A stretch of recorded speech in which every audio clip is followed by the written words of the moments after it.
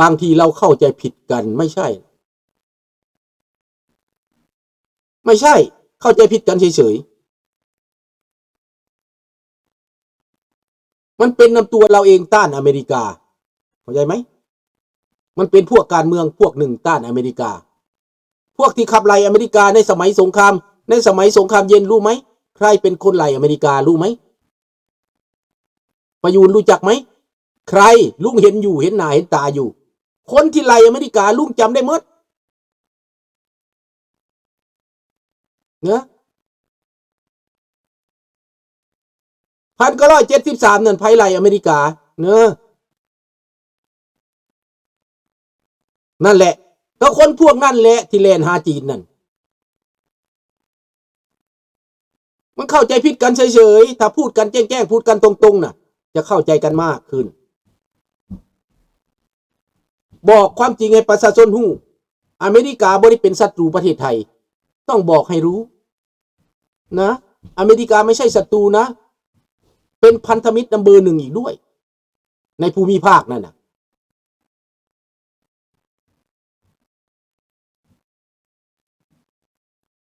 เอาละ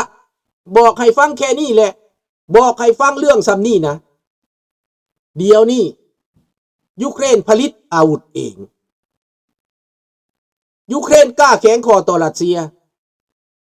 ยเสนอว่าพบกันที่ตุรกีอีกถามว่ายูเครนสิไปบ่น้อสุดนี่เนาะเซเลนสกี้คือสิเบื่ออยากไปแล้วอยู่กันนัดไปบ่มีลุยมีแก้บ่จำเป็นต้องไปถ้าลมมันไปเรื่อยๆฟาดมันไปเรื่อยๆถึงมอสโกเอาเข้าไปเรื่อยๆย่อยยับเข้าไปเรื่อยๆรถถังส่งมากลายเป็นเศษเล็กทหารส่งมากลายเป็นกระดูกเดี๋ยวนี้รัสเซียเฮ็ดจังไดพี่น้องเอาเตาจูดคนนั่นเคลื่อนที่ไปแนวหน้าผู้ได้ตายละจูดแล้วครอบครัวบ่ได้รับการเยียวยาคันบ่เห็นศพแปลว่าบ่ได้เยียวยามันสิเห็นจังได๋มันจูดทิ่มหมดแหละมันบอกกลับบ้านได้รัสเซียเฮ็ดไปทั่วทิพย์แล้วเดี๋ยวนี้นะพี่น้องเฮ็ดไปโลเล่แล้วในมอสโกเผากันทิ่มทุกมื้อทุกวัน24ชั่วโมงเผาบ่หยุดบ่เซาเพราะว่าคนมันตายเยอะ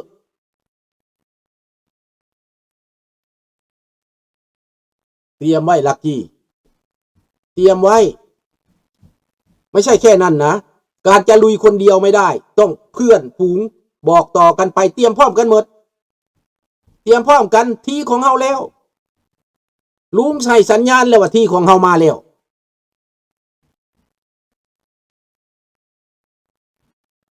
นี่มันเป็นสัญญาณมาแล้วเดี๋ยวนี้เขามาบอกให้เอเชียเตรียมพร้อมอาวุธ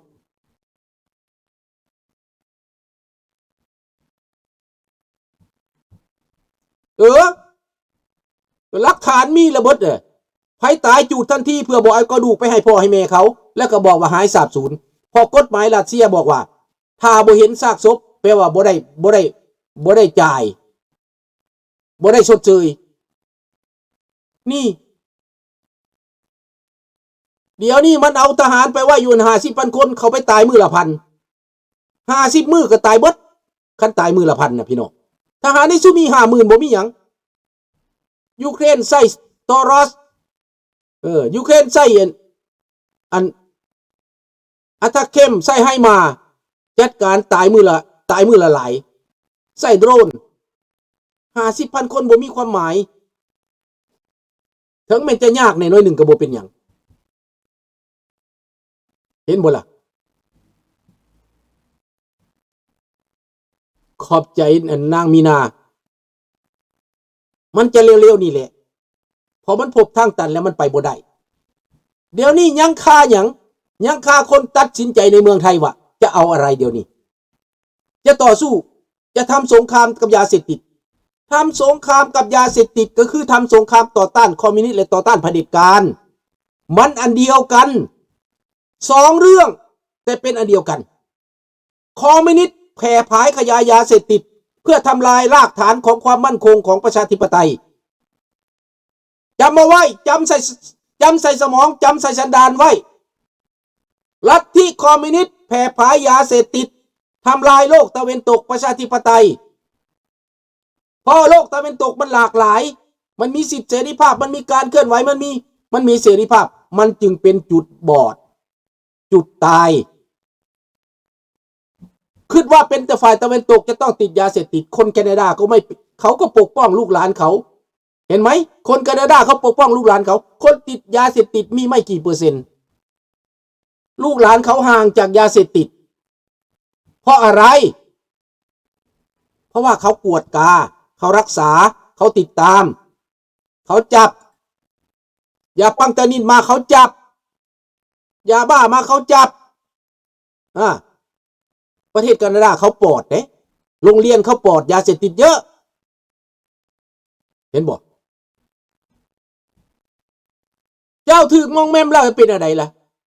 ในเมื่อเจ้าถือมองแม่มแล้วคนเจ้าอ่อนแอละอนาคตบ่มี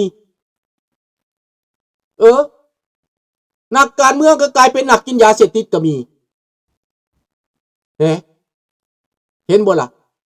ขันอบตอบจไปกวดสีแดงสีม่วงเห็นบ่ล่ะคือทักษิณว่าวเนี่ยมันเป็นไปได้จังไดล่ะเดี๋ยวนี้ประเทศยูเครนเสื่อมสัญญาณใส่ระบบเขาห้องว่า Google เสื่อมสัญญาณกันเบิด F16 Mirage จากระบบโดรนต่างๆ NATO เสื่อมสัญญาณให้ยูเครนเบิดใส่ระบบเดียวกันเบิดรัสเซียบ่สามารถไปคัดขวางได้เพราะว่าสัญญาณมันแห้งกว่าใส่ระบบ AI เจ็บหัวแล้วรัสเซียตอนนี้นะสิตายแล้วเจ็บหัวแล้วเห็นบ่ล่ะมันเป็นจังซั่น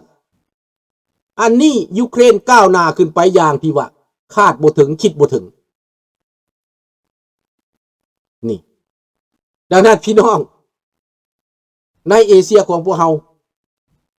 ต้องกลับคืนมา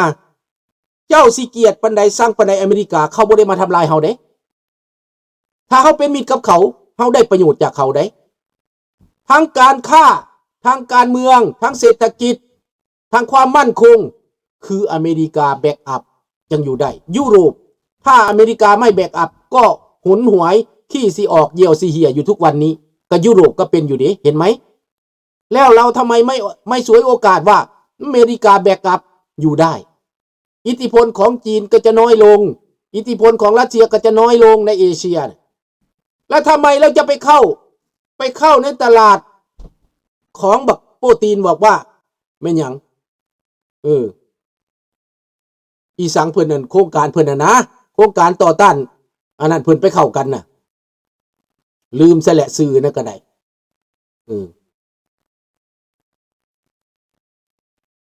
โครงการที่ว่า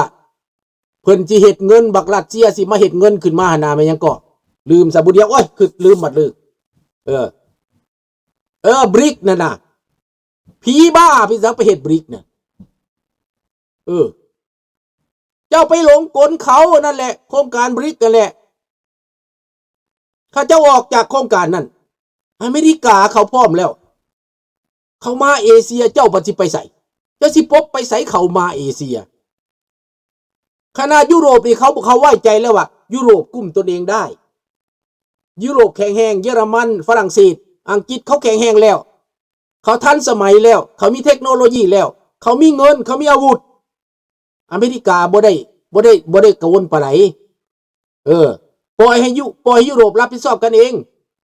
มันก็ถูกต้องแล้วจะต้องทำแต่สำหรับเอเชียนี่อเมริกามาเราจะรอท่าอะไรเรายังจะไปหวังพึ่งจีนเหรอยังเชื่อบักตาฮิปเหรอนี่แหละดังนั้นโอกาสเด้อพี่น้องเด้อเขามาแล้วนะอเมริกาเขามาแล้วนะเขามาแล้วเฮายังสิไปเฮ็ดหยังอีกถ้าข้าพเจ้าเป็นรัฐบาลไทยหรือกองทัพไทยนี่โอ้ยเชิญอเมริกามาตั้งฐานทัพโลดมาตั้งอยู่เชียงใหม่ก็ได้ฐานทัพอเมริกานั่นน่ะ เอามาจาก20,000 คนนี่นะพวกว่าแดงนี่เหี่ยวเฮียโลดนะเหี่ยวเฮียโลดว่าแดงนี่นะง่ายท่านทักษิณเชิญอเมริกามาตั้งฐานทัพในเชียงใหม่ในเชียงรายบอกว่าแดงเหี่ยวเหี่ยเลยอเมริการู้แล้วว่าใครผลิตยาเสพติดใครสนับสนุนอยู่เบื้องหลังญี่ปุ่นแน่นอนก็ร่วมมือกับอเมริกาหัวหน้านาโต้ในเอเชียก็คือญี่ปุ่นนั่นแหละเกาหลีใต้ญี่ปุ่นฟิลิปปินส์แล้วพวกประเทศเอเชียน10 ประเทศนี่มีประเทศใดแหน่สบายดีเพ่งต้องคิดพี่น้องต้องคิดเขามาแล้วเราจะรับไหมเราจะร่วมมือไหมจีนซาล่างเขาไม่ได้ล่างดอกมันเป็นความคิดการเมืองเก่าๆคนรุ่น1973ยังอยู่ในอำนาจอยู่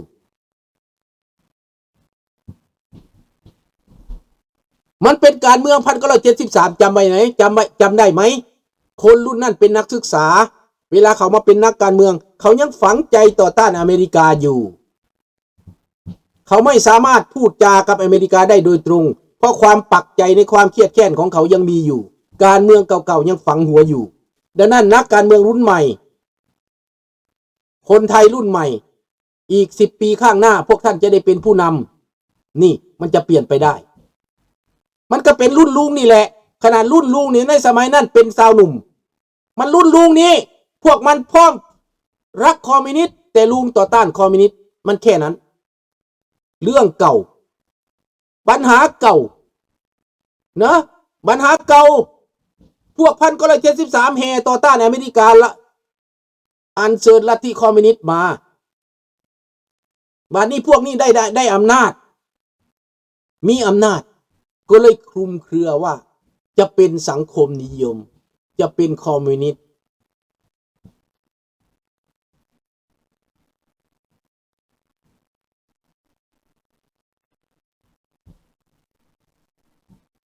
ไม่รู้บางที่ท่านทักษิณมีการติดต่อกับอเมริกาแล้วก็ได้เราสิรู้จักไหมเพราะงบประมาณของอเมริกามีงบประมาณลับนะ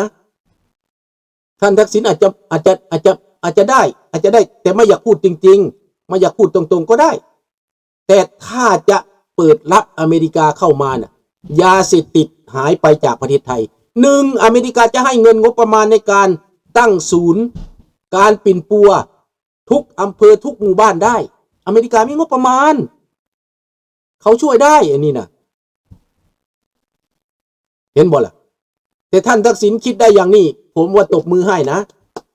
แต่ตอนนี้ยังไม่ได้เปิดเผยมีแต่บอกว่าอยากต่อต้านผมก็บอกทางอะไรนะต่อต้านยาเสพติดคือเอาอเมริกามาอเมริกาเขาต้องการอยากปราบยาเสพติดอยู่แล้วเจ้าเวยนี่ขี้แตกเหี่ยวเฮียโลดอยู่ในลาวบ่ได้โลดเจ้าเวยไปโลดตอนนี้คือว่าเจ้าเวยก็อยู่ยากเลยแหละนะ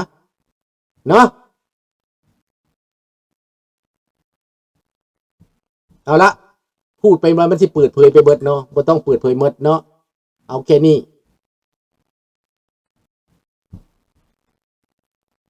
เป็นไปได้นะเป็นไปได้ถือว่าเป็นไปได้ก็แล้วกันต้องทำหน้าที่นี้ท่านทักษิณต้องออกมาทำหน้าที่นี้ปราบยาเสพติดให้ได้แต่ต้องเอาอเมริกามาถ้าท่านทักษิณจะไปปราบคนเดียวไม่ได้เพราะว่าแดงเป็นของจีน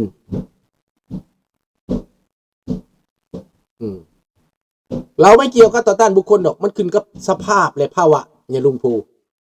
คนแต่ละคนนะอยู่ในภาวะ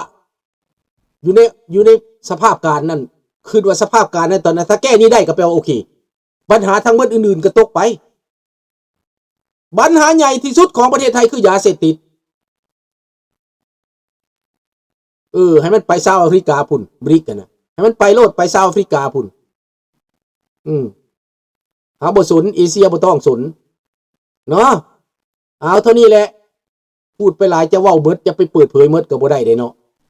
เอาละพบกันใหม่ในมื้ออื่นบายบาย